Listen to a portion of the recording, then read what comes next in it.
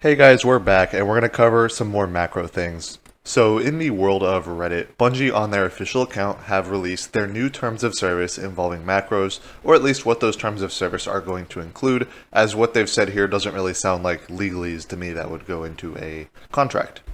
And pretty much what it says is that players found using automation tools like macros to circumvent AFK or to automatically obtain loot are going to be subject to ban now. And to be entirely honest, I think this is perfectly reasonable and okay for Bungie to decide to do. I think it might be a little tone deaf considering the state of the game right now and how people have been complaining about how absolutely brutal it is trying to get good rolls of these exotic class items, but I still don't think it's completely egregious. That being said, I think it would be received a lot better if they had improved the way to get exotic class items in intended ways before doing this. But regardless of how you feel about whether macroing should be allowed, that still was never really the problem that people took with this. The issue was mostly the banning of potentially innocent people. If you didn't know, 6 people were recently banned for some really confusing reasons that we're not really sure what they are. I made a video about it with all the information we know. If you're interested in that, it'll be linked in the description. But Bungie actually responded to people asking about this and gave us, well, a nothing burger. You can see they basically just said, yeah, we told the security team to tell us that they were definitely totally sure these people should all be banned for sure, and that everybody who disagrees are just a bunch of fudders. Which is just a wild thing to say. I mean, this falls into like gaslighting, and they're using crypto bro terms that like crypto scammers use to discredit doubters. It's just, this is ridiculous as a response. But getting back on topic, while the new wording is much more clear about the bounds of what we're allowed to do, there's still a lot of questions to be had. Like how it also includes circumventing the AFK kick measures that they have. If you didn't know, if you don't move your character around every so often or shoot or something, you will eventually be kicked from the game world for being AFK.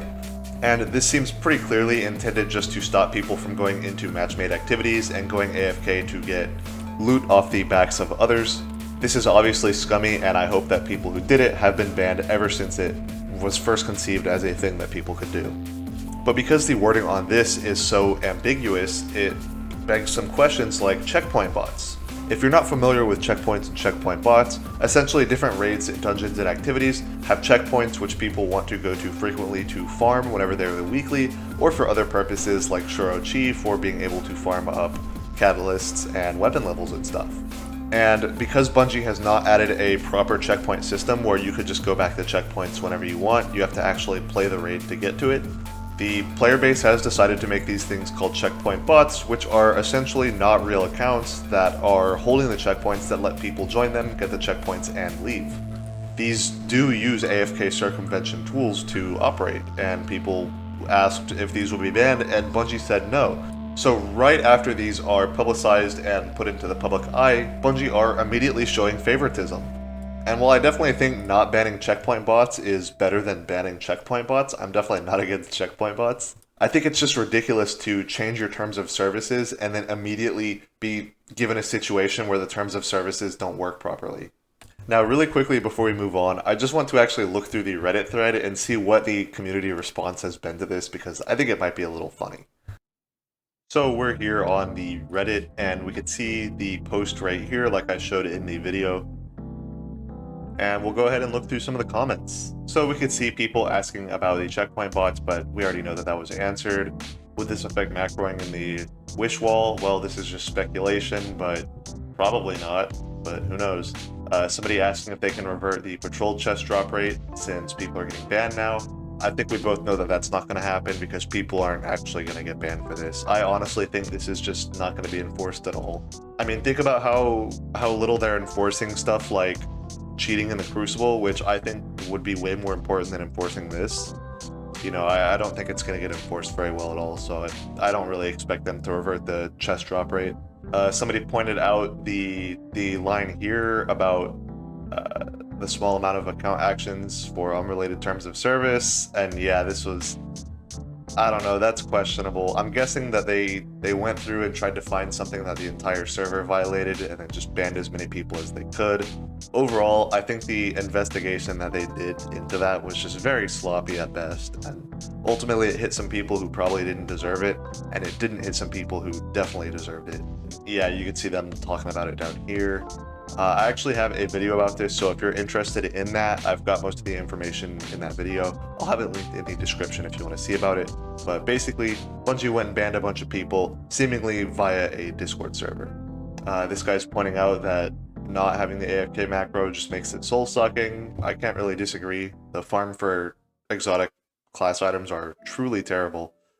You've got Dual Destiny, which is pretty fun as a mission and a pretty cool mission, but it takes so long to complete.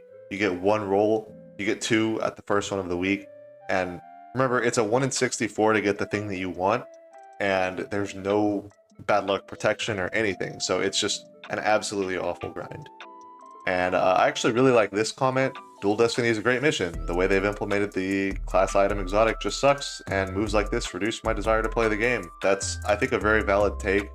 I mean, the Dual Destiny mission is a really cool mission, but it sucks that there's just like no ways to really get this exotic class item efficiently for the purpose of farming it.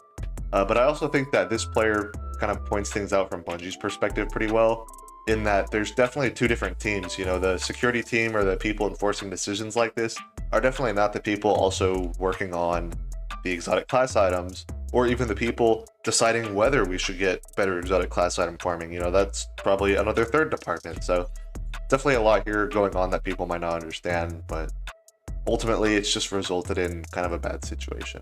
So this seems like somebody's take on the siding with macros being allowed, and basically you introduce a terrible farm, and then the awful farm forces people to AFK farm. I don't know if it necessarily forces them to, but it definitely makes them want to, because it's such a soul-sucking farm that just makes you want to turn your brain off and just erase all the wrinkles out of it. And then they change the terms of service so it's gone, and haven't really done anything so far to make it better. And even the things that they've said they plan to do to make it better, I think are very questionable. Remember, they said that Xur is going to be able to sell them now, but because of all the little specific things they added about it, I still don't think it's going to be very good. First of all, it's going to cost 41 strange tokens, and you can only hold 99, so you'll only be able to buy 2 at a time before you have to go farm more activities to get more. So ultimately, that's a terrible farm right away. And then when you also add in the part where they said that there's only a chance that he's going to be selling them, like, no, that's terrible. I don't like that. So hopefully we get some actual better ways to do this now that they've kind of pissed off the community here. I kind of think they're putting their back against the wall with it. And then just a bunch of people giving out their opinion, saying it's tone deaf. I do think it's pretty tone deaf. I think that if they were going to do this, they probably should have fixed some sort of better way to get them before they started issuing, you know, negative changes or changes that would make things worse for people. I think it's definitely okay to not be alright with macros, but I think that they probably should have fixed the issue that made people want a macro in the first place first, before then setting the new precedent of not allowing macros in the future. Because ultimately, we had weeks and weeks of being able to use the macro without problem, and so a lot of people already have their loot, and I don't really see a reason to do it like this now. I think that this is an interesting take. A lot of whining happening at Bungie, whatever with that, but I guess they don't understand that people don't want to AFK farm. I definitely feel that. I would be happy to do a fun and interesting farm for the exotic class items.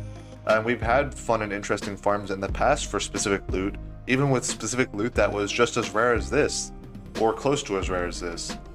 We have stuff like the Cold Cumber by farming Ekthar. It was actually kind of interesting and relevant to try to find ways to one-phase the boss and do it as fast as possible. Find ways to cut corners while you're doing the running underneath in the water and such, like increasing your mobility to be able to go faster down there. There's a lot of ways to control how fast you were going in that regard, and it actually made it kind of an interesting farm to try to optimize. And there's been plenty of instances of that where there were interesting farms that you could optimize into being very fast. Farming Grandmasters, for example, another case of a pretty fair farm, albeit one of the harder farms in the game still, where you are farming Grandmasters as fast as you can to get the loot. And in fact, I think the only real issue with Grandmaster farming is just that not all Grandmasters are equal in the amount of time they take, and I think that harder Grandmasters should definitely have better loot than easier Grandmasters, but that's its own problem, and I think that it's just still a good example of a fair and interesting farm for something that can still be a rare farm without just being unbearable, boring, and soul-sucking. So that's probably going to wrap it up for me on this video. Let me know what you guys think about the situation now. Do you think that this was a good change, a bad change? Do you think that Bungie should have done anything differently?